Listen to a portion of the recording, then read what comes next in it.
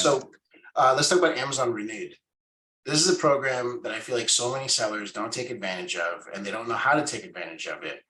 So Amazon has a program where, I mean, let's just forget Amazon for a second. And your whole world as being a retailer, you're going to get returns, right? Sometimes you get a return because the address was wrong for the customer. Sometimes you get a return because the package was damaged by USPS or UPS or FedEx or whatever. But there's going to be stuff that's in perfect condition. What do you do with that stuff? Do you put it back into inventory? If it's already prepped for Amazon, you can actually ship it to Amazon Renewed, put a little discount on it, and Amazon will help you push that product out and liquidate it. What's really big about this program is that Amazon, when they receive returns in FBA, you can actually set up an automatic transfer to Amazon Renewed through their inspection process. And you're literally just printing free money that just appeared, because otherwise Amazon just throwing out that inventory. And that's what most vendors do when they're on Seller Central. They're like, oh, well, we don't know what to do with this inventory. We're not going to ship it back here and pay for the shipping and then for us to inspect it and ship it back to you. They'll do it all at the DC at Amazon, and you don't have to worry about anything. So this is called Amazon Renewed. Yeah.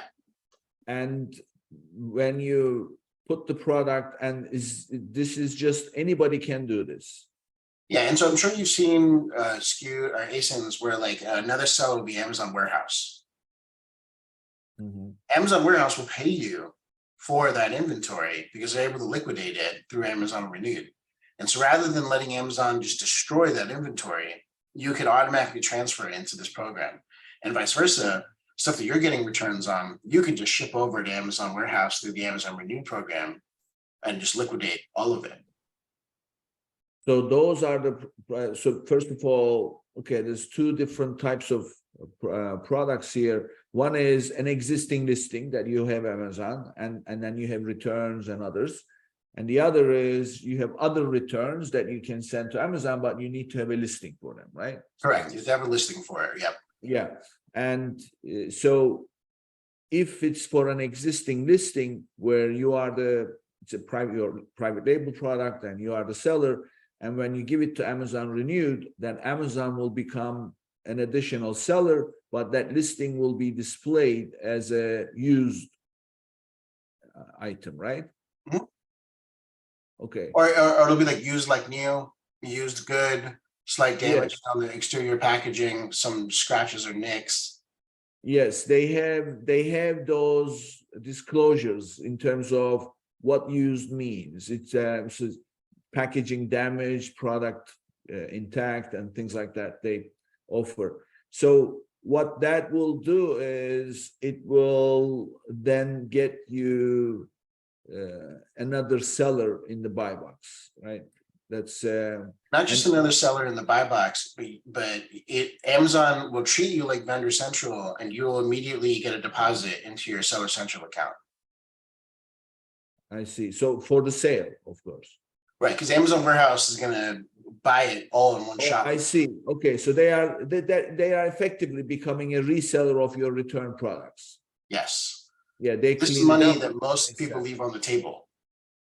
And okay, so there is a technical aspect of this. So since they bought the product from you legally, they can sell it at any price they want. So I'm sure they price it lower because it's used, right? Well, it depends on how you price what it is that they're going to buy from you for. You have a choice in that matter.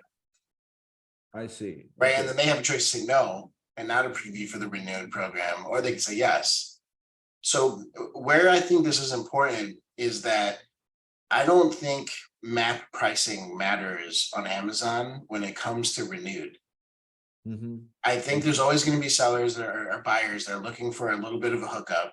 And I don't think it affects your brand equity if there's options to go get it from Amazon Warehouse. Yeah, I agree. The brand doesn't take a hit on this. The only thing that I will tell people is this affects your buy box retention rate. So it will drop from 100%, that really what you should have at all times, to 90, 85, sometimes depending on how many of these you have. So what I always say is you've got to be tracking your buy box retention rate in order to calculate your replenishment more accurately, because if you are having, let's say, 100 pieces a day, let's say, just for the sake of example, in sales, and you think, okay, I'm selling 100 pieces a day. If that's going at 85% buy box, then obviously your full potential is not 100 pieces, it's more than 100. So that's why I say tracking your buy box retention is key. And a lot of sellers, this brings up another good point for me to rant on a little bit. Most private label sellers do not think that they can ever lose the buy box because they are the only seller. Well, that doesn't always happen. You always have a situation where Amazon will take you off the buy box, even though you may be the only seller. They just simply list available from these sellers, and then you have to click on it to see who is selling it, and you'll be the only one there. But there is no buy box. And of course, that causes you to bleed sales because nobody wants to click on those links to make a purchase. So Amazon Renewed would be another reason why you would lose. So just wanted to get my 2 cents in on this buy box retention because it's an important metric to track.